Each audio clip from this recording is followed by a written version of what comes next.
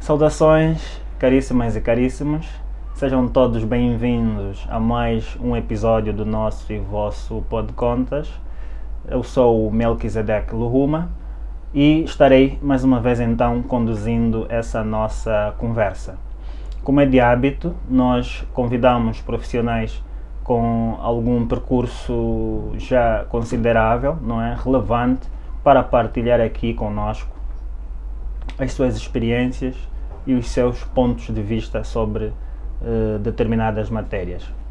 Para o tema do presente episódio, nós trazemos o imposto sobre rendimento das pessoas coletivas e para tal temos como nossa convidada a doutora Isabel de Almeida. A doutora Isabel de Almeida é formada em Contabilidade e Gestão, atualmente mestranda em Administração e Finanças pela Universidade Agostinho Neto, Faculdade de Economia. A doutora Isabel é também docente universitária no ISAF, é membro do Conselho de Normalização Contabilística de Angola e atualmente faz parte dos órgãos sociais da Ordem dos Contabilistas e Peritos Contabilistas de Angola.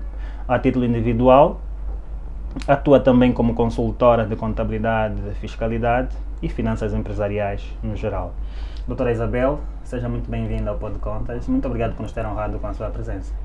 Bom dia, boa tarde. Eu aqui agradeço o convite e boa tarde a todos os internautas e vocês que estejam a assistir.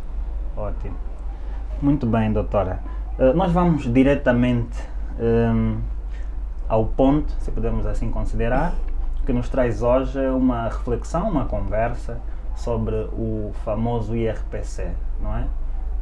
O ano passado tivemos umas alterações relevantes em sede do código do IVA, ou seja, em 2023, a implementação em 2024 e durante esse ano falou-se muito sobre IVA. Agora em 2025 fala-se de mais algumas reformas que o sistema fiscal angolano irá experimentar e no caso específico o IRPC. Então gostávamos que a doutora nos explicasse o que é exatamente o IRPC. Ok. IRPC. Imposto de Rendimento das Pessoas Coletivas, não é? Exatamente. Então, este é um imposto de rendimento das pessoas coletivas, não é? Quem são as pessoas coletivas? As empresas. Porque existem também o imposto de rendimento das pessoas singulares. Então, as pessoas singulares são tributadas em sede de um outro imposto e as pessoas coletivas serão tributadas em sede do imposto do IRPC. Portanto, já atualmente as pessoas coletivas já têm sido tributadas pelo imposto industrial, okay? Que é regulamentada pela Lei 19/14, que foi alterada em 2020 pela 26/20 e já têm sido tributadas em sede, né, de imposto industrial. Então o IRPC vem unificar, né, vem unificar os impostos, portanto vem transformar vários impostos em um único imposto. Okay? Ótimo. Portanto, traz-nos aqui o imposto industrial, a revogação da 19/14, da 26/20, traz também a revogação da 2/14, que é o imposto de aplicação de capitais, traz também a revogação da 20/20, que é o imposto de IP. Né? Foi também uma reforma alteradas em 2020. Então isto vem unificar. E traz também algumas alterações relativamente ao imposto industrial, a verba 23, a verba 7, portanto a verba 13, vem alterar aqui algumas regras também. No caso do imposto de selo. Exato. Vem alterar também aqui algumas regras de imposto de selo. Então, isso vem facilitar, de certa forma, né, a vida dos contribuintes, né, um bocadinho.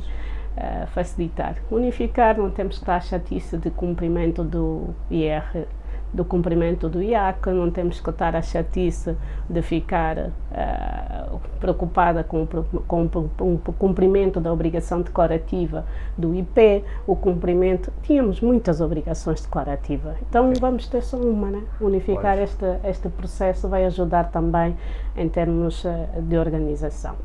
Então vai tributar o IAC o IP, o Imposto Industrial, estarão a ser tributados todos em sede do IRPC. E essa tributação unificada, né, traz algumas novidades. Ok. Tá. E vem também, além do IAC e do IRPC, traz-nos também as regras do preço de transferência, que atualmente tínhamos os preços de transferência só para os grandes contribuintes. Okay? Antes de prosseguir com o preço de transferências, porque eu sei que também é um tema que já se vai falando. Estou só a fazer um resumo do geral e depois para falarmos. Sim. Ok, porque depois também vamos precisar saber o que é exatamente um preço de transferência. Sim, eu só estou a fazer um resumo, não vou especificar. Não vai sim. Ótimo. Daquilo que traz as novidades, né, da lei. Sim, exato. Sim. Entretanto, traz também aqui a unificação também do preço de transferência, que anteriormente era sujeito só aos grandes contribuintes, tinha uma lei específica também, né, um decreto específico, e a questão da organização da contabilidade, que também era específico numa norma 312/18. Entretanto, isso vem trazer aqui algumas novidades, né? Uma das outras novidades também traz não só estas, mas também outras novidades, que é relacionada à variação patrimonial e todo o resto. Então vem trazer também aqui algumas estruturas que vem facilitar de certa forma e também aumentar o nível de responsabilidade dos contribuintes e dos contabilistas. Ótimo. Fica aqui um apelo e um alerta aos empresários na pessoa de contribuintes e aos contabilistas, não é, que irão atuar como suporte às atividades dos contribuintes. Mais lá para o final, a doutora Isabel irá deixar aqui alguns conselhos para os contabilistas e empresários, como tem sido de hábito. Nestes termos, o IRPC melhora ou piora a vida dos contribuintes? Porque também, quando surgem determinadas alterações legislativas, não é? Os contribuintes que não estudam os temas a fundo acham sempre que está a vir aí alguma coisa que os irá prejudicar. Na perspectiva da doutora, o IRPC trará mais vantagens ou desvantagens para os contribuintes? Ok. Às vezes o nosso grande medo é quando entra um imposto novo e nós achamos sempre que vai mudar tudo, né? Sim. Que a nossa vida vai ser diferente, que tudo vai mudar e que vamos ter que fazer tudo do zero. Certo. Não. O IRPC só vem unificar, né? Por isso é que ele é mesmo um imposto único. Todos esses impostos que vêm unificar o IRPC já existem. Já existem. Sim, eles só vêm unificar, né? Porque todos já existem, como já disse no início, o IP já existe, a taxa de IP não vai sofrer alteração, o IAC já existe, a taxa é a mesma, a taxa também não vai sofrer alteração, o imposto industrial já existe, os contribuintes já têm essa obrigação de cumprimento do imposto industrial, já têm a obrigação do imposto de aplicação de capitais, já têm as obrigações em sede do imposto de IP, portanto, não traz nada assim de desvantagem, porque já existe. As pessoas já lidam com isso todos os dias. As pessoas já fazem isso todos os dias, né? Já existe. Vem simplificar algumas regras, né? Vem mudar algumas regras, mas tudo já existe. Ótimo. E quando se fala de IRPC, Imposto sobre Rendimento das Pessoas Coletivas, normalmente dá-se mais relevância ao que atualmente vigora como imposto industrial. E o imposto industrial, fala-se, por exemplo, em uma taxa geral, não é, de 25%. A doutora acha que no IRPC essa taxa devia manter-se, concorda, ou devia alterar para mais, para menos? O que é que tem a dizer quanto a isto? Não, eu acho uma taxa justa. Não me parece que seja uma taxa muito alterada, muito elevada ou muito baixa, né? Acho uma taxa justa. Em outras realidades a taxa é maior. Em outras realidades a taxa é maior. Então, acho uma taxa justa. Nós já tivemos uma taxa de 30%. Sim. Há uns anos atrás, se houvesse a alteração dos 25%, né? Então acho uma taxa justa. Até porque a taxa normal de 25%, depois tem as outras taxas também, né? Dependendo daquilo que é o rendimento ou a atividade, nesse caso da pessoa, tem outras taxas específicas a essas especialidades de atividades. Portanto, para mim, acho que é uma taxa justa. Não vejo diferença em ser uma taxa muito elevada ou muito baixa, né? Muito bem. Pois, durante a abordagem inicial e durante os outros pontos que foi citando, referiu aqui uma característica relevante, que os outros impostos já existiam, ou os impostos que farão parte do IRPC já existiam e estão em vigor, só que agora serão unificados. Exato. Pois, imposto industrial tem o IAC, o IP e o imposto de selo. O que é que faz com que o IAC, o imposto predial e o imposto de selo agora se unam para o imposto sobre rendimento das pessoas coletivas? Assim, atualmente nós já temos a verba 23, já foi revogada por causa em sede do imposto sobre valor acrescentado, né? Por causa da questão das taxas. Né? Se repararmos do imposto de selo, nós tínhamos a taxa de 1%, né? Para as receitas recebidas em recebimentos, né? Quitação de recibos. Exatamente. E houve alteração do EGE, essa taxa foi alterada e ajustada para 7%, depois, né? Para aquelas atividades que não sujeitas a IVA, né? Passaram a ter essa revogação. Então isso não estava regulamentado, a taxa, né? Portanto, essas alterações foram feitas em sede de OGE. E normalmente o OGE só tem um prazo de 1 ano, né? Então, estas verbas que vêm ser, né, ajustadas, na verdade, não é um imposto de selo que vai deixar de existir, né? Só vão ser ajustamento destas verbas. Ou seja, a parte do imposto de selo que estiver relacionada com rendimentos das empresas, então serão reajustadas. Agora, para o IRPC. Serão reajustadas. Isto é relacionado ao imposto de selo. E qual é a parte do IP que vai para o IRPC? Nós temos em sede de imposto predial, né, o imposto de selo, sobre os recebimentos dos rendimentos predial. E esses rendimentos que são recebidos, né, em sede, portanto, eu que sou o senhorio, né, quando recebo este rendimento, eu tenho que pagar um imposto de selo. Aí a razão de haver um ajustamento nessas verbas, porque estas verbas estão relacionadas diretamente aos rendimentos de IP e aos rendimentos de imposto industrial. Porque quando eu, como senhorio, recebo uma renda, eu tenho a obrigação de pagar o imposto de selo sobre o recebimento daquela renda. E isto está na verba do imposto de selo. Então, com essa alteração, há necessidade de fazer um ajustamento na lei também do imposto de selo nestas verbas. Claro. E a própria renda também está sujeita ao próprio imposto predial? Sim, continuará a estar sujeito ao imposto predial. Essa parte também passa para o IRPC. Passa também para o IRPC?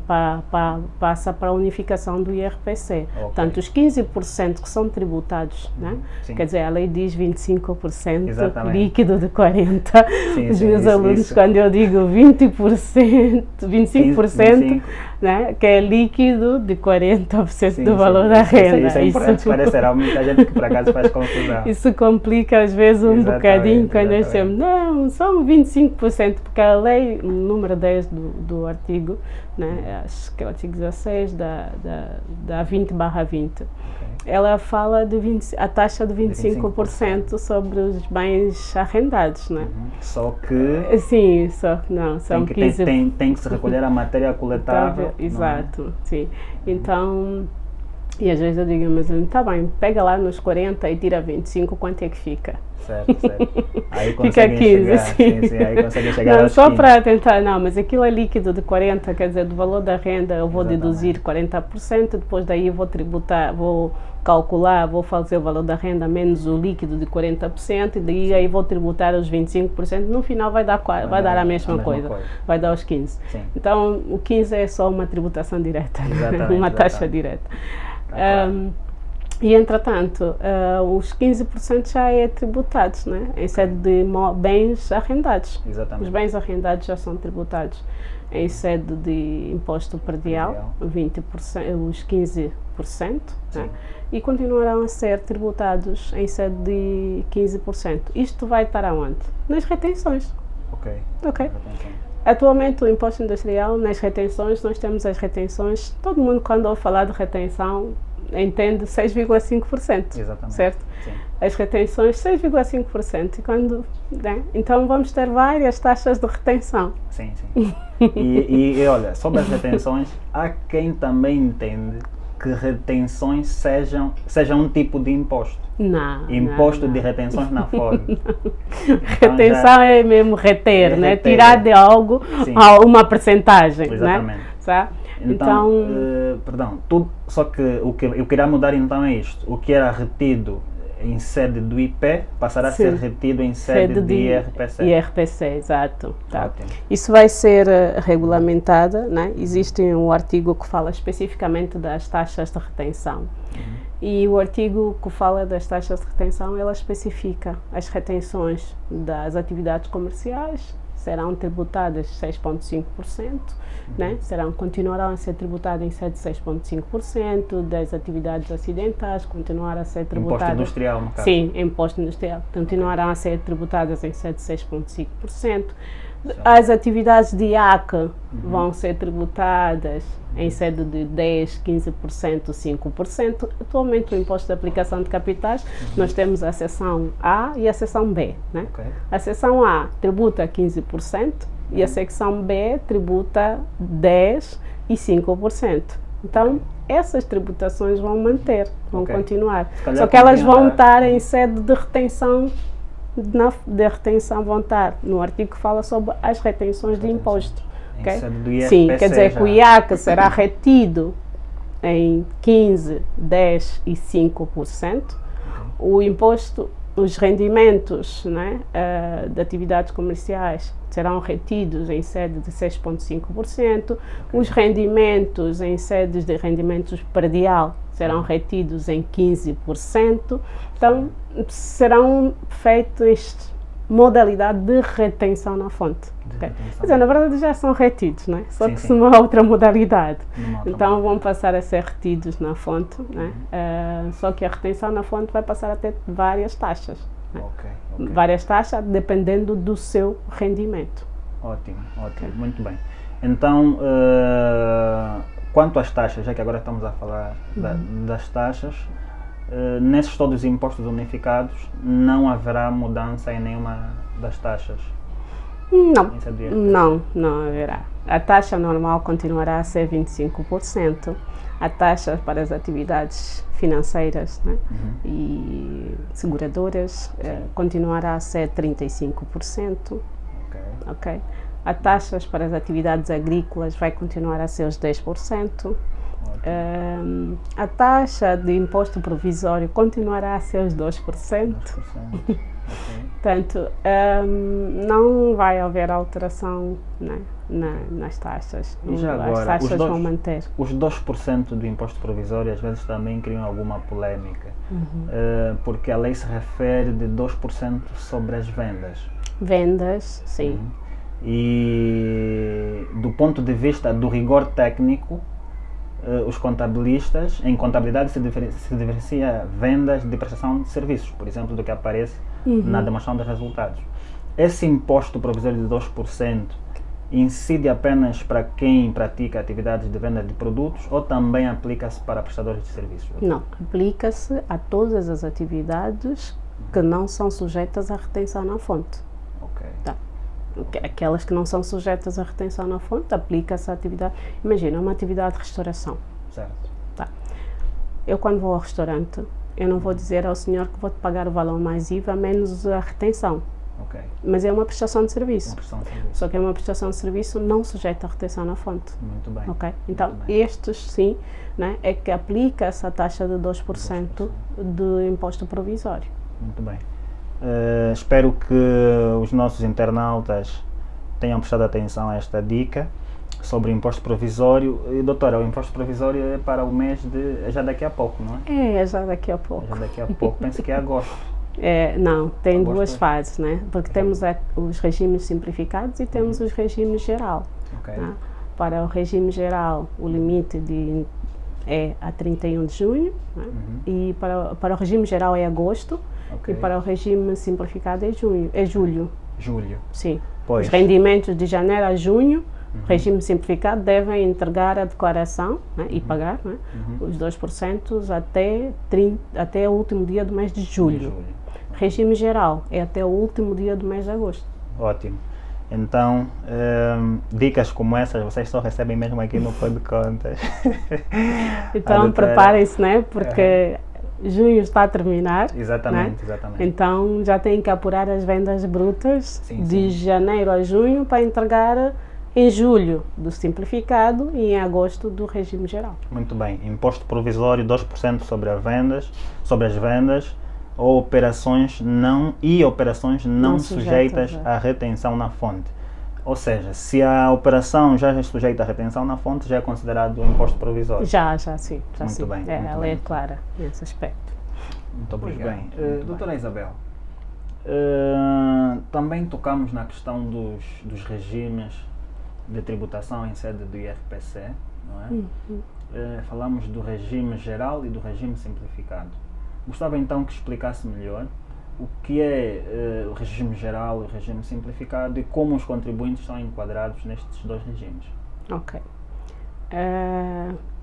Atualmente, né, falando daquilo que é a lei atual, o regime simplificado, eu digo sempre, normalmente, para ser mais fácil para as pessoas compreenderem, eu digo sempre, está a ver o regime de exclusão do imposto sobre valor acrescentado, do IVA, que é aquele que o volume de faturação vai de 0 até a 25 milhões? Certo. Sim, este é o regime simplificado do imposto industrial. Okay. Está a ver o regime simplificado do IVA e o regime geral do IVA, mais o regime de caixa. Este é o regime geral do imposto industrial. Então, o que é que acontece? O regime simplificado do imposto do IRPC, né? Que está já regulamentado no imposto industrial. O regime simplificado do IRPC é o regime que, para aquelas entidades que têm um volume de faturação do ano anterior. Okay. O volume de faturação relativamente ao ano anterior, de 0 até 25 milhões. Okay. Então, estas entidades estão enquadradas no regime simplificado do imposto industrial. Aquelas entidades que têm um volume de faturação superior a 25 milhões, essas estão enquadradas no regime geral do imposto industrial. Okay. E o enquadramento com relação aos contribuintes em sede do IVA continua sendo o mesmo que acabou aqui de dar o exemplo? Sim, continua a ser. Tanto regime de exclusão do IVA, regime simplificado do IRPC. Regime simplificado, regime geral, regime da caixa de IVA, regime geral do IRPC. Muito bem, muito bem. Tá? Volume de faturação superior a 25 milhões, regime geral do IRPC. Inferior a 25 milhões, regime simplificado do IRPC. Bem, parece que há uma novidade, não sei se podemos considerar não muito boa, sobre os prazos nesses regimes que irão vigorar em sede do IRPC. Qual é a novidade, doutora, sobre os prazos? Sim, como já disse anteriormente, vai exigir maior responsabilidade por parte de nós, contabilistas, por parte dos empresários, né? Eu falo das duas variantes, sim, como empresária e como contabilista. Exatamente. Tenho aí dois papéis, sim. Então vai exigir maior responsabilidade, né? Por parte desses dois agentes. Exato. Então vai haver aqui uma alteração, sim, em termos dos prazos. Ok. Atualmente, os prazos da obrigação declarativa em sede de imposto sobre os rendimentos é até ao último dia do mês de maio para o regime geral. E até ao último dia do mês de abril para o regime simplificado. Exatamente. Okay? Então, o que acontece? A obrigação declarativa vai mudar, né?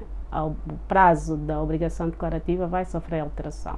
Então, o prazo da submissão da obrigação declarativa será até ao dia 15 de maio para o regime geral e até ao dia 15 de abril para o regime simplificado. Quer dizer, o contabilista terá que submeter a declaração de imposto de rendimento, ok? Já nos habituamos a não falar do imposto industrial, mas do imposto sobre o rendimento, sim, sim. Do imposto sobre o rendimento das pessoas coletivas, até ao último dia, até ao dia 15 do mês de abril, para o regime simplificado. Okay. E até ao dia 15 de maio para o regime geral. Okay. Então, a obrigação contributiva continua a ser até ao último dia do mês de maio para o regime geral, e até ao último dia do mês de abril para o regime simplificado. Quer dizer, o contribuinte submete a declaração até ao dia 15 de abril, vamos supor, para o regime simplificado, sim, e depois tem mais 15 dias para se organizar, para organizar a sua tesouraria, né? Para pensar no que vai pagar, tem tempo para refletir, sim, nos valores. Tá? Então tem esse tempo até o dia 30 para poder pagar. Né? Declara, sim, até dia 15 e tem até o final do mês, exato, para pagar. Exatamente, é isso. Muito bem. E como estávamos aqui a falar há pouco tempo nos bastidores, nem sei se vale a pena considerar isso como uma desvantagem, porque a prática mostra-nos que os contribuintes e contabilistas normalmente reservam o último dia ou os últimos dias para declararem esse imposto anual. Então, mesmo que ao invés de encurtar, alargassem o prazo, parece que os técnicos iriam esperar sempre pelo último dia, mesmo que fosse agosto ou setembro. Então, fica aqui mais uma vez um alerta que o período irá reduzir, não é, como explicou menos aqui. Menos 15 dias, sim. Menos 15 dias, como explicou aqui a doutora Isabel.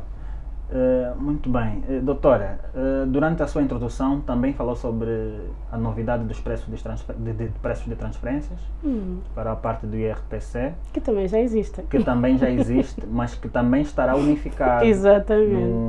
No IRPC. No IRPC. Agora vamos então para um melhor esclarecimento, não é? Sim. O que é o preço de transferência e qual é a sua mecânica dentro do IRPC? Ok. O preço de transferência é o preço que é praticado entre as entidades relacionadas. Ok? Aquelas entidades relacionadas, né? Aquelas que detêm mais de 20% sobre uma determinada atividade. Uma determinada empresa, né? Eu se detenho mais de 20% de uma determinada empresa, eu tenho relações diretas com essa entidade. Tenho uma relação direta, eu me relaciono em termos de serviço, eu me relaciono em termos de imobilizado, eu me relaciono em termos de bens, eu tenho essa relação. Então este preço de transferência traz as regras, né?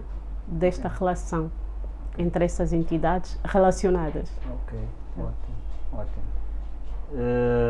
E alguma novidade ou também irá funcionar como já funciona até a data atual? Sim, a partir assim. Né? Essa é só uma proposta de lei, nunca sabemos o que é que ainda vem para aí, né? Porque às vezes sempre as propostas sofrem algumas alterações, alguns ajustamentos, mas atualmente ela já existe uma regra específica de lei, só que é só praticada para os grandes contribuintes. Só para os grandes contribuintes. Muito bem. Doutora, nós vamos já terminar com a nossa conversa. Mas como tem sido hábito, normalmente pedimos que os nossos convidados deixem alguns conselhos, algumas recomendações para os nossos profissionais de contabilidade, de fiscalidade e conselhos e recomendações para os nossos empresários, não é? Na pessoa de contribuintes. Então, o que é que a doutora Isabel tem a deixar como conselho, a deixar como recomendações para os nossos contribuintes e os nossos técnicos de contabilidade e fiscalidade no âmbito da implementação do IFPC? Okay. Nós temos um grande problema cá no nosso país, que é a questão da relação financeira, né? Entre o empresário e as empresas. Okay. Isto é uma luta dos contabilistas, é uma luta dos próprios empresários, porque nós não temos como é que eu posso dizer, uma abertura em termos financeiros, em termos de finanças, né? Em termos de, como é que eu posso dizer, bancos, né? Aquela relação bancária onde o empresário precisa de fazer um investimento e ela automaticamente vai a uma instituição financeira sem muita burocracia, tem condições, faz as suas coisas, é lidado sem muito estresse. Né? A maior parte dos nossos empresários, muitos deles vão atrás das suas, né, de criação das suas empresas, muitas das vezes com os fundos próprios. Né? Com muitos exercícios e muitas das vezes com fundos próprios. E isto, né, eu quando estive a estudar lá fora, eu aprendi que em gestão, né, que é o dinheiro, a maior parte dos empresários, né, pelo menos lá fora, trabalham com dinheiro alheio, né, capital alheio, que eles dizem. Né? E nós aqui não, nós trabalhamos com capital próprio. Exatamente. Então isso às vezes cria algumas distorções por parte dos empresários e normalmente o que eu aconselho é, tenha a sua empresa, tem que ter salário, né? Cria um salário na sua empresa, paga IRT, segurança social se for necessário, mas tenha um rendimento mensal que permita com que você consiga pagar as suas despesas, né? Em termos da sua vida pessoal. Porque depois isto pode criar alguma distorção em termos de quem trata da contabilidade. Okay? Quem trata da contabilidade às vezes perde-se um bocadinho, não sabe o que é conta pessoal, o que é conta da empresa. Isto também não é bom para a questão da gestão financeira do próprio empresário, porque depois também, em vez de evoluir, crescer financeiramente, vai retraindo, né? Porque depois começamos a ver empresas que são criadas e depois não têm mais de 100 anos de vida, mais de 10 anos de vida, a fim de 10 anos têm que morrer, porque as finanças pessoais e as finanças empresariais são todas misturadas, né? Não há uma regra financeira geral que possa, né, determinar ali o limite. E mesmo o próprio contabilista às vezes tem dificuldades, muitas das vezes, de poder quantificar, na verdade, né, aquilo que é o rendimento, o que vai, né, as questões da despesa. Isso, com essa situação e essa alteração do IRPC, né, o artigo 103 da nova lei, dessa proposta de lei, fala da organização da contabilidade, traz muitas regras, que estas regras vai exigir com que tanto não só o contabilista como o próprio empresário tem que andar junto e transparência total, né, em termos de transações. Porque se um empresário faz uma transação quase que sem especialidade e não se consegue quantificar, na verdade, né? Apesar de haver aquelas despesas confidenciais que o próprio PGC prevê e tudo mais, né? Mas ainda assim é preciso haver essa maior transparência em termos transacionais de operações da empresa. Eu digo sempre, até a agulha que se compra na empresa tem que ter fatura. Muito bem, muito bem. Até a agulha que compra para a empresa tem que ter fatura, né? Ótimo. Então, isso é preciso, né? Haver também, como é que eu posso dizer, regras, como é que posso dizer, regras financeiras, né? Sim. Basicamente isso. E entretanto, é preciso, estas regras vai obrigar, né, com que estejamos todos muito bem organizados e sejamos transparentes, porque esse imposto vai exigir maior transparência. Ótimo. Maior transparência por parte dos empresários, tá? Porque terão que ter a contabilidade organizada, não com datas, não com prazos inferior a 90 dias. O artigo 103 traz ali, né, uma nova de que esta contabilidade deve ser, né, feita e organizada e submetida, nesse caso, né, com menos de 90 dias de atraso. Quer dizer, uma empresa não pode ter mais de 90 dias de atraso de fecho de contabilidade. Então, não teremos que esperar, os empresários não poderão esperar, nem os contabilistas, né? Não poderão esperar até ao final do mês de maio para entregar, porque de 90 a 90 dias tem que ter a contabilidade organizada. Quer dizer, hoje por hoje o próprio Imposto sobre Valor Acrescentado já nos obriga a isso, porque fala da organização da contabilidade. Se não me engano, acho que é o artigo 38. Já fala da organização da contabilidade, já nos obriga, nos leva a esta questão da organização. Então só vem o IRPC também, o 103, vem reforçar, né, esta obrigação, né, mensal da questão, obrigação da organização da contabilidade de caráter mensal, de forma a unificar ou a ter, né, essa maior transparência por parte das entidades. Ótimo, muito bem. Espero que os nossos internautas tenham tomado nota desses valiosos conselhos. Nós terminamos a nossa mais uma conversa sobre fiscalidade, não é? Tivemos aqui nos nossos estúdios a doutora Isabel de Almeida. Conforme dissemos no princípio, a doutora Isabel de Almeida também é consultora de contabilidade e fiscalidade. Quem estiver interessado em receber, em contratar os seus serviços, pode entrar em contato conosco a partir das nossas redes sociais, ou então a partir das redes sociais da empresa de consultoria Isa Contas. Também dar aqui uma nota que a doutora Isabel está para inaugurar daqui a pouco tempo um centro de formação, não é? Ligado exatamente a disciplinas como contabilidade, fiscalidade, esses cursos todos relacionados com gestão de empresas, não é, doutora? Exatamente, sim. Muito bem. Quer falar desse centro de formação? Sim, esteja à Sim, vontade. sim. O centro de formação vai ser aberto já agora em agosto. Na verdade, nós já somos certificados pelo Unifop, mas nunca tivemos a iniciativa de poder criar esta parte, essa área da formação. Excelente. Então vamos abrir já, Muito né, bem, o muito centro bem. de formação em agosto. 1 de agosto começamos a nossa atividade Muito com o bem. centro de formação. Será mesmo aqui será na cidade, Ok. junto à pediatria de Luanda. Sim.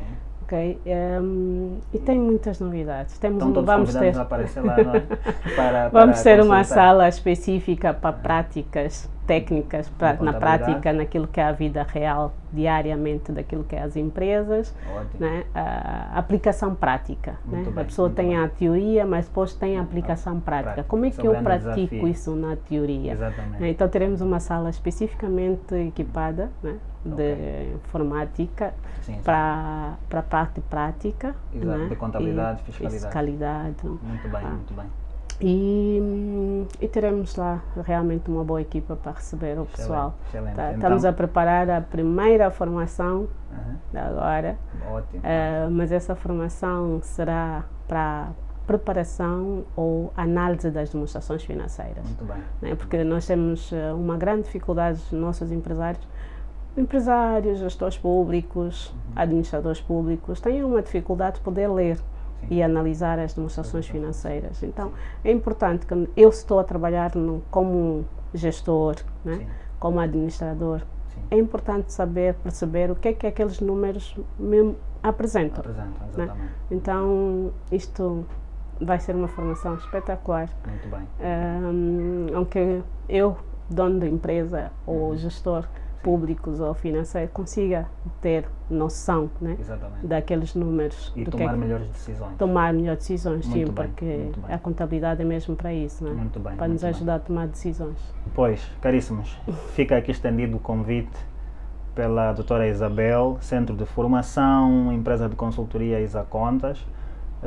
Poderão entrar em contato por meio das nossas redes sociais e as redes sociais da doutora Isabel de Almeida também, para mais informações. Muito obrigado por nos terem acompanhado em mais um episódio do Pod Contas. Nós terminamos o nosso programa e também agradecer aqui aos nossos patrocinadores e parceiros. O nosso patrocinador Luhuma Gesfi Contas, os nossos parceiros, a empresa Umark, a Rosartes de Cor e a Dialogo. Muito bem, muito obrigado mais uma vez e até a próxima.